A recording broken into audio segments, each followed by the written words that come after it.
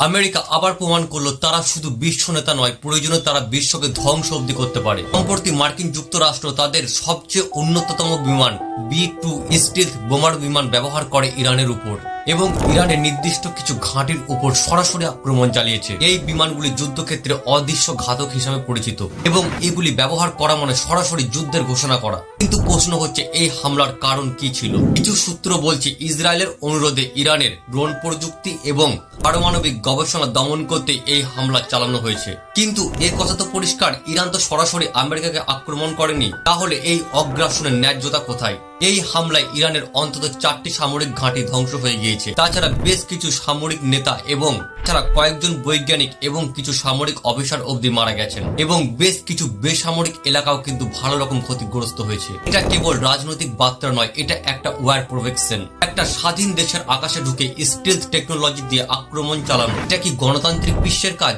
এখন প্রশ্ন হচ্ছে, ইরান কি জবাব দিতে পারে?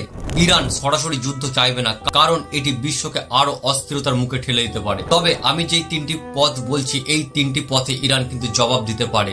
সর্বপ্রথম সাইবার অ্যাটাক। আমেরিকার সেনাঘাঁটি এবং ইসরায়েলের অবকাঠামোতে সাইবার অ্যাটাক চলতে পারে ইরানের। দ্বিতীয় নম্বরে প্রক্সি বাহিনী, হিজবুল্লাহ লেবাননের এবং হুতির, এই সমস্ত বাহিনীর মাধ্যমে মধ্যপ্রাচ্যে ইরান কিন্তু চাপ সৃষ্টি করতে পারে। তাছাড়া আন্তর্জাতিক কূটনীতি, জাতিসংঘে আমেরিকার যুদ্ধ অপরাধের বিরুদ্ধে কড়া পদক্ষেপ নিতে পারে। কিন্তু আসল প্রশ্ন হচ্ছে, এই দুনিয়াতে যারা শান্তির কথা বলে তবে তারা কেন বোমারু বিমান পাঠায়?